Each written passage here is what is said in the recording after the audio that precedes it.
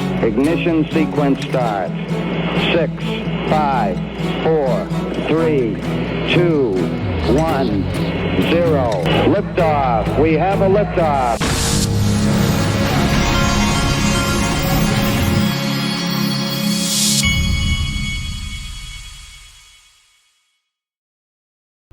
Hey everybody, this is the Digital Asset Investor, and I think Linda P. Jones knocked it out of the park with this one right here. All this concern that XRP will never rise in price is debunked with David Schwartz's comment in a space about how countries didn't want another country creating a new world reserve currency because it gives that country too much control over others. They would, however, agree on a trustless system where no country was in control.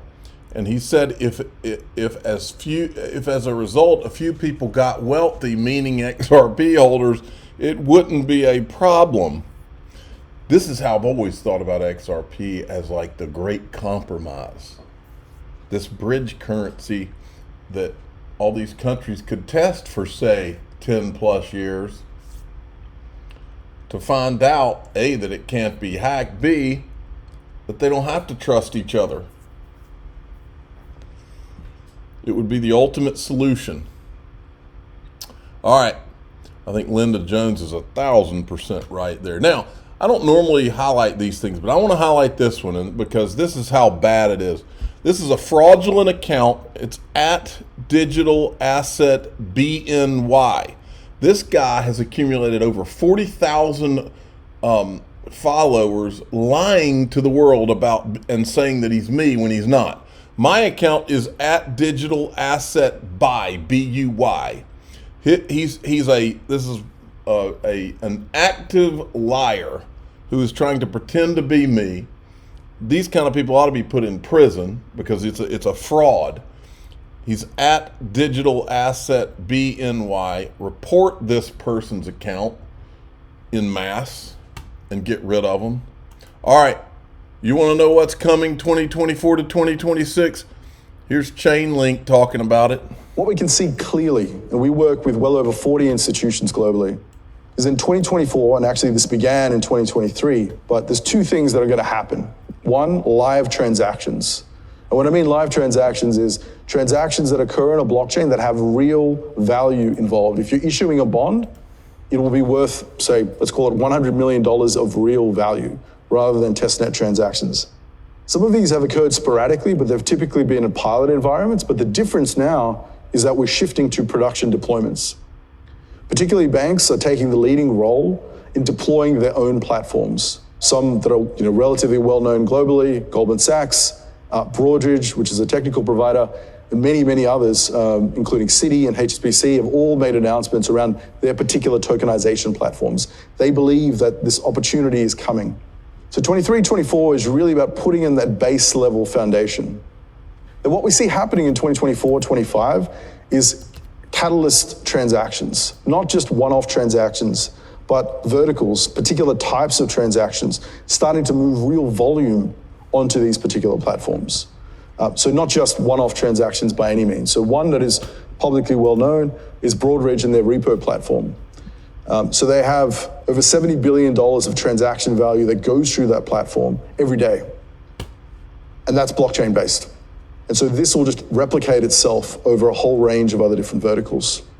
And once you have those catalysts in place, then we believe 2026 onwards is the point of acceleration.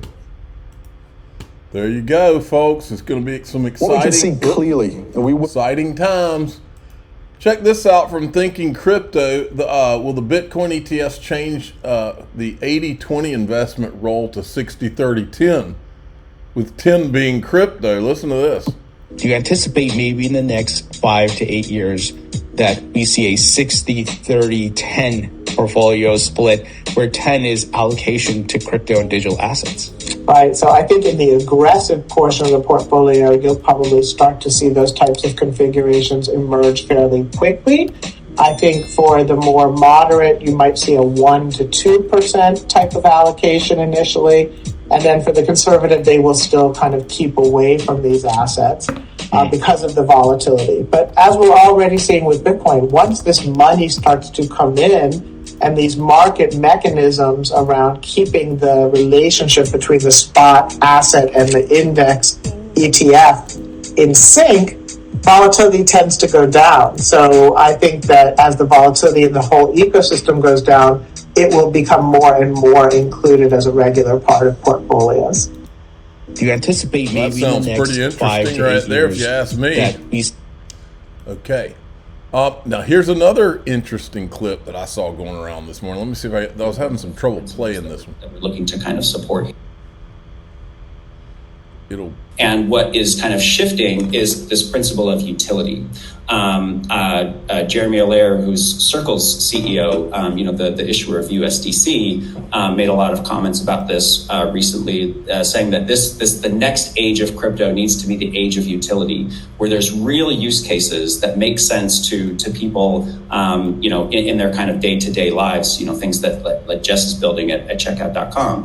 And I think that's where we're going to start to see mainstream adoption, is where, whether it's financial institutions saying, there's tokenized securities, or that there's, things that we can traditional products and put them on the blockchain and make it, more efficient and less friction. And, that's from the institutional side. But from the retail side, there needs to be something else to just, trying to make a speculative play. And I think once these assets get a little bit more mature with bringing utility to market, that's where I think that you'll see a lot more kind of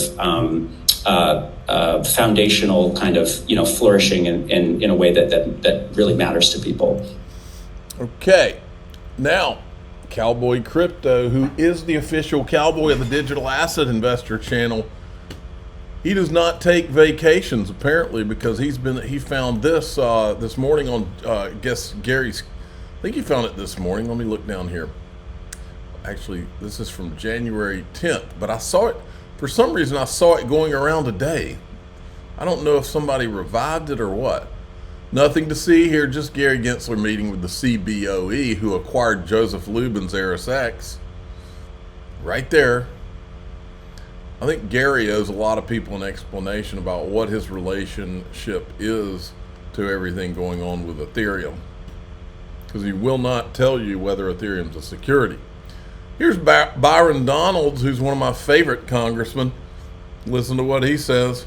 My concern in digital assets is not the bad actions that may occur using digital assets, the tool to execute them. That happens in any part of our financial system. Frankly, it's a part of just life.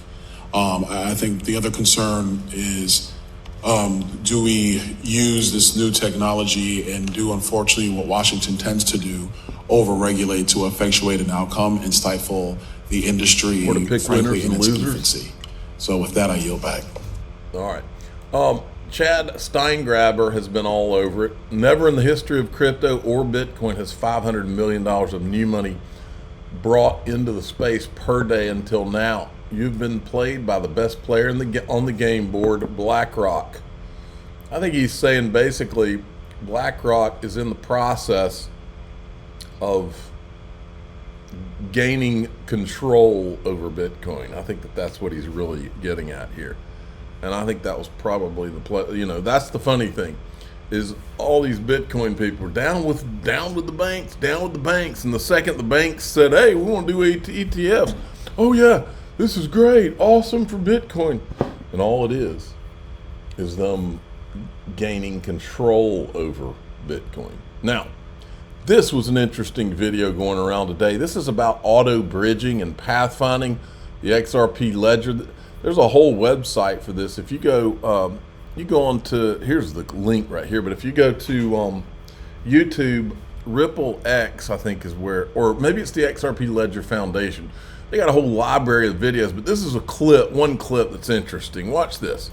XRP Ledger will automatically look on the decentralized exchange and find the best way to make that exchange for the buyer and seller through the DEX. The two innovative ways this happens on the DEX are auto bridging and pathfinding. Auto bridging uses XRP as an intermediary asset to complete a transaction between two non-XRP tokens at the lowest cost. This is helpful when one of the tokens does not have enough liquidity to transact at competitive rates. Pathfinding is a way for transactions to hop from one currency or form of value to another, piecing together the best path with the best liquidity between the original trading pairs. So going back to our artwork example, if the buyer wanted to purchase the NFT with gold, but the seller wanted to be paid in dollars, the DEX would automatically find the least expensive path, perhaps first exchanging gold for XRP and then XRP for dollars to fund that NFT purchase. That is where the world's going, folks. In fact, I was having a meeting with an attorney, and this guy, he didn't know much about blockchain and all that. But I was telling him, I was like, the real opportunity for attorneys going forward is going to be for tokenization of real world assets, because somebody's going to have to go to a closing table to make that happen. And I think that's going to be a huge business. Now, we're going to go into DAIXRP.com, and when we do, I wanted to show you I was going to show everybody in the group what I'm doing behind the scenes with the XRP Unleashed. I'm not working for them or with them on the XRP Unleashed documentary, but what I am doing is, after we all went through ETHgate and all the stuff, there was a lot of really important things that were found and video that was found. And I'm trying to make sure I help fill the gaps so that they can storyboard their documentary in the best way possible, and you should too. But I'm gonna show you maybe a couple of the videos that I sent to them, and why I sent them to them, what was important about them. I'm the digital asset investor. I'm not an investment advisor. This is for entertainment purposes only. Please subscribe, hit the like button, tell your friends and family. Here we go.